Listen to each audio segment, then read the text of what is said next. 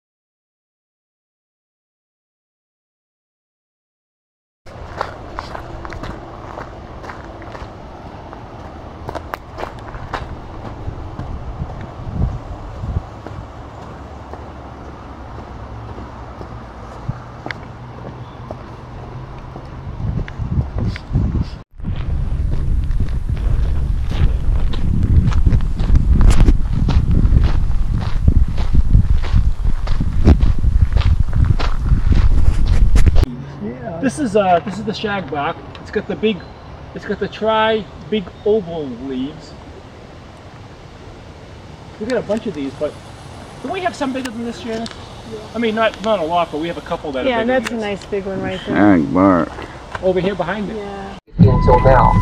And if you deploy a process without the appropriate education, the only thing it's going to do is cause confusion and, I guess, introduce risk and harm to a patient. Right. So is this something that JCO in the future you think will have to, address as part of, to have accreditation and to, display that badge, so to speak, so that the public knows that the facility is and they're trying to get people to be aware of this information. So there's no check and balance in the system when that order is created, yet it gets into an electronic medical record, posted on a banner bar and right up front in your face, so to speak, so that you're aware of it.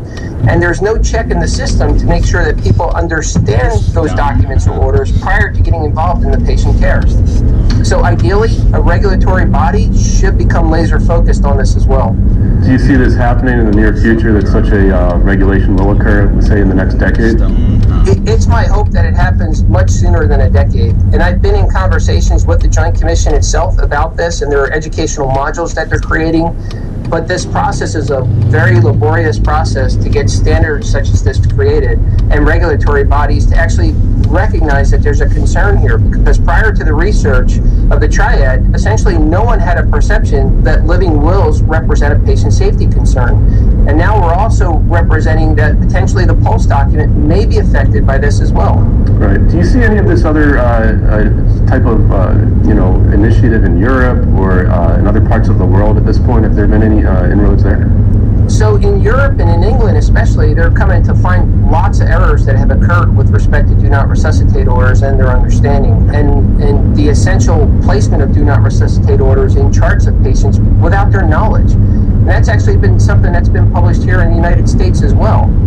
And one thing to make people laser focused on, for lack of a better term, is to never write an order like that or create a document like that without the appropriate consents of a patient or the decision maker that is, allocated for that patient.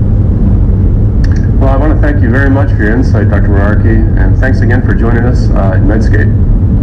Thank you, Dr. Glider, and thank you, Medscape. My pleasure. Noted author, one of my favorite authors, in fact. And we're going to be talking about his works, that some of which are into health and medicine, some way beyond that. But it's part of our whole series of bringing in some of the most interesting people in the world of health and medicine. So AJ, wonderful to have you here. Great to be here. And I wanted to start off a little bit about your background. I guess you went to Brown. I did. I went to Brown, and I graduated with a degree in philosophy, and there were not a lot of jobs for philosophers at Fortune 500 companies, so I decided to become a writer.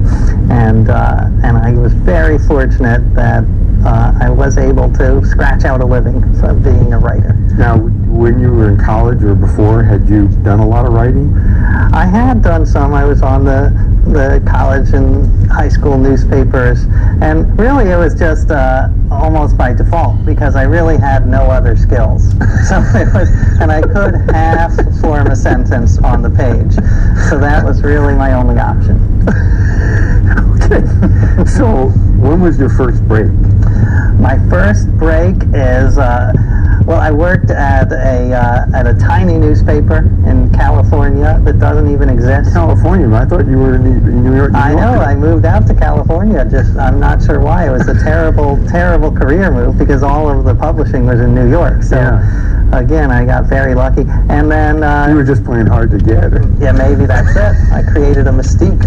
And but yeah, then I worked for Entertainment Weekly, and then I worked for Esquire, and I'm still at Esquire. Now, so you've been with Esquire a number of years, right? 14 years. And I remember I sent you an email after you had done an interview with Cheryl Teigen.